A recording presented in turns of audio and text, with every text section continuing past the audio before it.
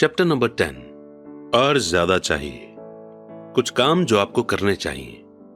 हो सकता है कि कई लोग मेरे 10 स्टेप से संतुष्ट ना हों। उनकी नजर में ये फिलॉसफी ज्यादा है और इसमें काम की बातें कम हैं। मैं मानता हूं कि फिलॉसफी भी उतनी ही इंपॉर्टेंट है जितनी की काम की बातें हैं। ऐसे कई लोग हैं जो सोचने के बजाय करना चाहते हैं और ऐसे लोग भी हैं जो सोचते हैं पर करते कुछ नहीं है। मैं यही कहूंगा कि मैं दोनों तरह के लोगों का कॉम्बिनेशन हूं। मैं नए विचारों को पसंद करता हूं और मैं काम करना भी पसंद करता हूं। तो उन लोगों के लिए जो किस तरह शुरू करें के बारे में कुछ बातें जानना चाहते हैं, मैं शॉर्ट में कुछ ऐसी बातें बताऊंगा जो मैं करता हूं। आप जो कर रहे हैं वो करना बंद कर दें। दूसरे शब्दों में छुट्टी लें और ये असेस करें कि कौन सी चीज काम आ रही है और कौन सी चीज काम नहीं आ रही है। पागलपन की डेफिनेशन यही है कि आप वही चीज करते चले जाएं और अलग रिजल्ट की उम्मीद करें। जो कामयाब नहीं हो रहा है वो करना बंद कर दें और कुछ नया करने की खोज करें। नए आइडियाज की तलाश करें।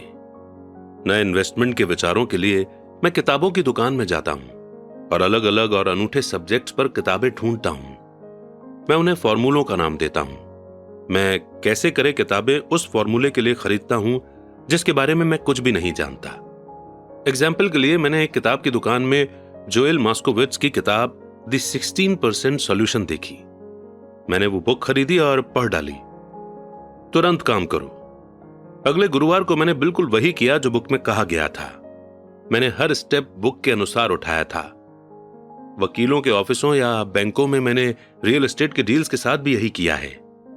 ज्यादातर लोग तुरंत स्टेप नहीं उठाते हैं या वे एक तरह से इस बात का इंतजार करते हैं कि कोई आएगा और उन्हें बताएगा कि उनके द्वारा सीखा गया नया फॉर्मूला गलत है और उसे फॉलो करना बिल्कुल बेकार है। मेरे पड़ोसी ने मुझे बताया कि मेरा 16% का फॉर्मूला क्यों बेकार है। बहरहाल मैंने उसकी बात पर इसलिए ध्यान नहीं दिया क्योंकि उसने ऐसा कभी करके नहीं देखा था। किसी ऐसे इंसान को खोजें जिसने वो किया हो जो आप करना चाहते हैं। उन्हें लंच पर ले जाएं, उनसे टिप्स लें, बिजनेस की बारीकियां समझें। अपने 16% के सर्टिफिकेट्स के लिए मैं काउंटी टैक्स ऑफिस गया और मैंने वहां पर काम करने वाली गवर्नमेंट एम्प्लॉय को खोजा। मैंने पाया कि वो भी इनमें इन्वेस्ट करती है। तुरंत ही मैंने उसे लंच पर इनवाइट किया। उसने एक्साइटेड होकर मुझे समझा दिया कि इसे कैसे करना है और उसने अपना पूरा ज्ञान मेरे सामने परोस दिया। लंच के बाद उसने पूरे दिन मुझे वे जगह दिखाई जहां मैं इस तरह की डील कर सकता था। अगले दिन तक मैंने उसकी मदद से 2 बड़ी प्रॉपर्टी को पा लिया था और मैं तब से उन पर 16% के रेट से इंटरेस्ट कमा रहा हूं। मुझे बुक पढ़ने में 1 दिन लगा, स्टेप उठाने में 1 दिन लगा, लंच में 1 घंटा लगा और 2 बड़े डील्स करने में सिर्फ 1 दिन लगा। क्लासेस में हिस्सा लें और कोर्सेस खरीदें। मैं न्यूज़पेपर में नई और इंटरेस्टिंग क्लासेस की खबर खोजता रहता हूं। इनमें से कई तो मुफ्त होती हैं या उनकी फीस भी बहुत कम होती है। मैं जो सीखना चाहता हूं उस टॉपिक पर मैं महंगे सेमिनार्स में भी जाता हूं। मैं इसलिए अमीर हूं और मुझे इसलिए जॉब करने की कतई जरूरत नहीं है क्योंकि मैंने इस तरह के कोर्सेस में हिस्सा लिया है। मेरे कुछ दोस्त हैं जो मुझे यह बताया करते हैं कि इस तरह के प्रोग्राम में हिस्सा लेकर मैं अपना समय और पैसा दोनों बर्बाद कर रहा हूं। वे आज भी वही काम कर रहे हैं। हमेशा ऑफर देते रहें। जब भी मैं कोई रियल एस्टेट की प्रॉपर्टी चाहता हूं तो मैं कई प्रॉपर्टीज देखता हूं और आमतौर पर एक ऑफर लिख देता हूं। अगर आप नहीं जानते कि सही ऑफर क्या होना चाहिए तो ये मैं भी नहीं जानता। ये तो रियल एस्टेट एजेंट का काम है। वे ऑफर बना देते हैं, मैं कम से कम काम करता हूं। मेरी एक दोस्त चाहती थी कि मैं उसे अपार्टमेंट हाउस खरीदना सिखाऊं। एक शनिवार को वो, उसका एजेंट और मैं गए और हमने 6 अपार्टमेंट हाउस देखे। 4 तो घटिया थे पर 2 अच्छे थे। मैंने उसे कहा कि वो सभी 6 पर ऑफर लिखे और मालिकों द्वारा मांगी गई कीमत से आधी का ऑफर दे। ये सुनते ही उसे और उसके एजेंट को दिल का दौरा पड़ते पड़ते बचा। उनके हिसाब से ये बदतमीजी होती और इससे मकान मालिकों को बुरा लग सकता था। पर मैं असल में नहीं सोचता कि एजेंट इतना हार्डवर्क करना चाहता था। इसलिए उन्होंने कुछ नहीं किया और वे एक बेहतर सौदे की तलाश में चले गए। उन्होंने कभी कोई ऑफर नहीं दिया और वो आज भी सही कीमत पर सही डील के लिए भटक रही है। आप नहीं जानते कि सही कीमत क्या है जब तक कि सौदा करने के लिए आपके सामने दूसरी पार्टी न हो। ज्यादातर बेचने वाले बहुत ज्यादा कीमत मांगते हैं।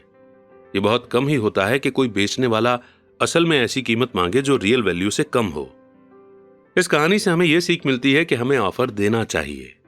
जो लोग इन्वेस्टर नहीं होते उन्हें ये समझ नहीं होती कि कोई चीज बेचना कितना मुश्किल होता है। मेरे पास एक रियल एस्टेट की प्रॉपर्टी थी जिसे मैं महीनों से बेचना चाहता था। मैंने किसी भी चीज का स्वागत किया होता, मुझे इस बात से कोई फर्क नहीं पड़ता कि कीमत कितनी कम थी। अगर मुझे 10 जानवरों का भी ऑफर किया होता तो मैं खुश हो गया होता। ऑफर की कीमत से नहीं, बल्कि इस बात से कि कोई तो मेरी प्रॉपर्टी में रुचि रखता है। इसके जवाब में मैं पूरे के पूरे जानवर के फार्म को हासिल करने की कोशिश करता। तो ये खेल इस तरह से खेला जाता है। खरीदने और बेचने का यह खेल बड़ा मजेदार होता है। इस बात का हमेशा ध्यान रखें, यह मजेदार है और यह सिर्फ एक खेल है। ऑफर देते रहें, कोई तो कभी हां कहेगा। और मैं हमेशा अपने ऑफर के बचाव के लिए एक लाइन डाल देता हूं। रियल एस्टेट में मैं हमेशा अपने ऑफर में लिखता हूं कि बिजनेस पार्टनर की सहमति के बाद ही यह समझौता फाइनल माना जाएगा। मैं ये कभी नहीं बताता कि मेरा बिजनेस पार्टनर कौन है। ज्यादातर लोग ये नहीं जानते कि मेरी बिजनेस पार्टनर मेरी बिल्ली है। अगर वे ऑफर को मान लेते हैं और मैं सौदा नहीं करना चाहता तो मैं घर फोन लगाता हूं और अपनी बिल्ली से बात कर लेता हूं। मैं ये अजीबोगरीब किस्सा इसलिए बता रहा हूं ताकि आप ये जान सकें कि यह खेल कितना आसान है। ज्यादातर लोग चीजों को बहुत ज्यादा कॉम्प्लेक्स बना देते हैं और उन्हें काफी गंभीरता से लेते हैं। एक अच्छा सौदा खोजना या सही बिजनेस ढूंढना, सही लोग या सही इन्वेस्टर ढूंढना दरअसल डेटिंग की तरह ही है। आपको मार्केट में जाना होता है और बहुत से लोगों से बात करनी होती है और बहुत से ऑफर देने होते हैं। कई ऑफरों का जवाब देना होता है, चर्चा करनी होती है, एक्सेप्ट या रिजेक्ट करना होता है। मैं जानता हूं कि ऐसे भी कई अकेले लोग होते हैं जो घर पर बैठकर फोन की घंटी बजने का इंतजार करते रहते हैं। पर जब तक आप सिंडी क्रॉफर्ड या टॉम क्रूज नहीं हो, मैं सोचता हूं कि आपके लिए बेहतर तो यही होगा कि आप मार्केट में जाएं, चाहे सुपरमार्केट में ही चले जाएं, खोजें, ऑफर दें, रिजेक्ट करें, बार्गेनिंग करें और एक्सेप्ट करें। यह जिंदगी में हर चीज के बारे में रिपीट किया जाने वाला प्रोसेस है। महीने में एक बार किसी फिक्स जगह से 10 मिनट तक जॉगिंग करते हुए या टहलते हुए या गाड़ी चलाते हुए निकलें। मैंने अपने कुछ बेहतरीन रियल एस्टेट इन्वेस्टमेंट तो जॉगिंग करते समय ही खोजे हैं। मैं 1 साल तक किसी भी फिक्स दायरे में जॉगिंग करता था। मैं बदलाव को देखता रहता था। किसी भी डील में फायदे के लिए 2 एलिमेंट का होना जरूरी है, एक तो डील और दूसरा बदलाव। हालांकि सौदे तो बहुत से होते हैं, पर बदलाव को भांप लेने से सौदा एक फायदेमंद मौके में बदल जाता है। इसलिए जब मैं जॉगिंग करता हूं तो मैं जॉगिंग करने के लिए ऐसी जगह चुनता हूं जहां मैं इन्वेस्ट करना चाहता हूं। बार बार उसी जगह के चक्कर लगाने से मैं वहां हो रहे छोटे छोटे बदलावों को देख सकता हूं। मैं ऐसे रियल एस्टेट के साइन बोर्ड को भी भांप लेता हूं जो वहां लंबे समय से लगे हुए हैं। इसका मतलब यह होता है कि बेचने वाला सौदा करने के लिए बहुत ज्यादा इच्छुक होगा। मैं जाते हुए ट्रकों को भी देखता रहता हूं और आते हुए ट्रकों पर भी नजर लगाए रहता हूं। मैं रुककर ड्राइवरों से बात करता हूं। मैं पोस्टमैन से भी बात करता हूं। उन्हें अपने इलाके के बारे में गजब की जानकारी होती है। मैं एक बुरा इलाका खोज लेता हूं, खासकर ऐसा इलाका जहां लोग किसी बुरी खबर से डरे हुए होते हैं। मैं वहां साल में कई बार यह देखने के लिए चक्कर लगाता हूं कि सुधार के लक्षण कहां नजर आ रहे हैं। मैं रिटेलर से बात करता हूं, खासकर नए दुकानदारों से, और उनसे पूछता हूं कि वे इस इलाके में क्यों आए हैं। इसके लिए महीने में कुछ मिनट का समय देना होता है और मैं इसे तब करता हूं जब मैं एक्सरसाइज कर रहा होता हूं या इसी तरह का कोई दूसरा काम कर रहा होता हूं, जैसे स्टोर आने या जाने का काम। स्टॉक के मामले में मुझे पीटर लिंच की बुक बीटिंग द स्ट्रीट इसलिए बहुत पसंद है क्योंकि इसमें ऐसे स्टॉक को चुनने का फॉर्मूला दिया गया है जिनकी कीमत बढ़ने वाली है। मैंने पाया है कि कीमत बढ़ने के प्रिंसिपल हर जगह एक जैसे होते हैं, चाहे वो रियल एस्टेट हो, स्टॉक हो या म्यूचुअल फंड हो। नया पालतू कुत्ता हो, नया घर हो, नया जीवन साथी हो या लॉन्ड्री के डिटर्जेंट पर बार्गेनिंग हो, प्रोसेस लगभग वही रहता है। आपको यह जानने की जरूरत होती है कि आप किसकी तलाश कर रहे हैं और इसके बाद आपको उसे तलाशना होता है। कस्टमर हमेशा गरीब क्यों रहेंगे?